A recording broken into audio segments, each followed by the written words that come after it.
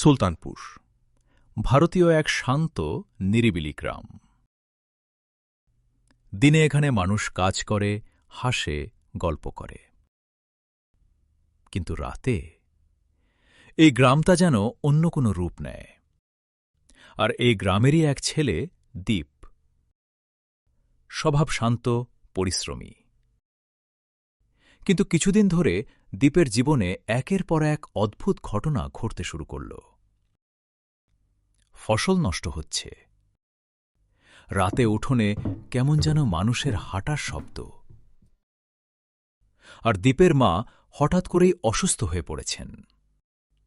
দীপ কিছুই বুঝতে পারছিল না। এক রাতে দীপ উঠোনে বসে গভীর দুশ্চিন্তায় ভাবছিল, এইসব সমস্যার কারণ কি? ঠিক তখনই সুলতানপুরের প্রবীণ মানুষ বারেক কাকা এসে দাঁড়ালেন। দীপ, তোমাদের বাড়িতে কিছু আছে। রাতে একটা ছায়া তোমাদের দাওয়ার সামনে ঘোরে। আমি নিজ চোখে দেখেছি। দীপ স্তব্ধ। তারপর কাঁপা গলায় জিজ্ঞেস করল, ছায়া? সেটা কে? কে নয়, কি? ভারী অশুভ কিছু। তোর দাদুর পুরনো ঘরটা, ওখানে অনেক দিন ধরে কিছু লুকানো ছিল। কিছু যেটা বাইরে বের হওয়া উচিত ছিল না। দীপ আর দেরি করল না। রাতেই দাদুর পুরনো ঘরের দরজা ঠেলে ভেতরে ঢুকল। ঘরের ভেতর অন্ধকার, ধুলো জমে আছে। মাটির গন্ধ আর ঠান্ডা হাওয়ায় পুরো ঘর কেঁপে উঠছে।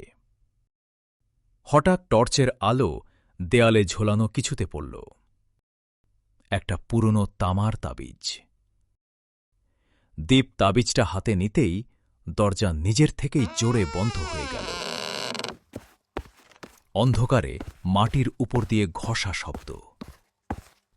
কেউ যেন দীপের পিছনে নিঃশব্দে দাঁড়িয়ে আছে। দীপ দৌড়ে বাইরে ছুটে গেল। বের হয়ে দেখল, ঘরের ভেতর সেই ছায়া ধীরে ধীরে নড়ছে। পরদিন গ্রামে আরও বিপদ শুরু হল। গরু বাছুর পালাচ্ছে, মানুষ কান্নার শব্দ শুনছে। সবাই বলছে, দীপদাদুর ঘর খুলে যে সর্বনাশ করল। দীপ বুঝল, তাবিজটা ওই ঘরেই রাখা ছিল, কারণ তার ভেতরে বন্দী ছিল এক অশুভ শক্তি। সে তা মুক্ত করে ফেলেছে। দীপ ছুটে গেল গ্রামের ওঝা মাধব বৈদ্যর কাছে। তুমি যাকে বের করে এনেছ, সে শক্তিশালী ছায়া আত্মা। ওকে ফিরিয়ে আনতে হলে তোমাকে তোমার ভয় সরাসরি মোকাবিলা করতে হবে। তিনি বললেন, রাতে আবার সেই ঘরে যেতে হবে।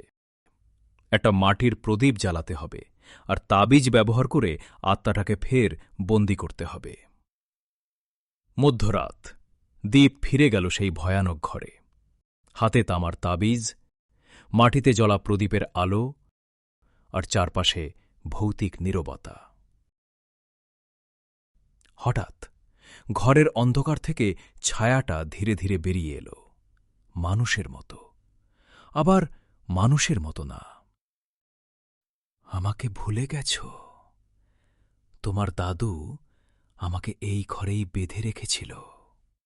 দীপের হাত কাঁপছিল, কিন্তু সে সাহস করে উঠে দাঁড়াল। আজকে তোমাকে ফেরত পাঠাতেই হবে। দীপ প্রদীপটা উঁচু করল।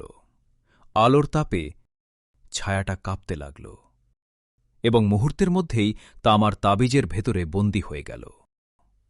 ঘর নিস্তব্ধ, হাওয়া থেমে গেল। পরের সকালে সুলতানপুর আবার আগের মতো শান্ত। দীপের মা সুস্থ। মানুষ স্বস্তির নিঃশ্বাস ফেলছে। বারেক কাকা এসে বললেন, দীপ, তুই আজ সুলতানপুরকে বাঁচালি।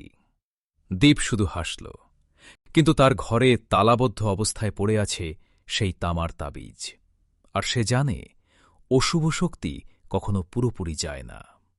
ওরা শুধু অপেক্ষা করে, দরজা আবার খুলে যাওয়ার জন্য।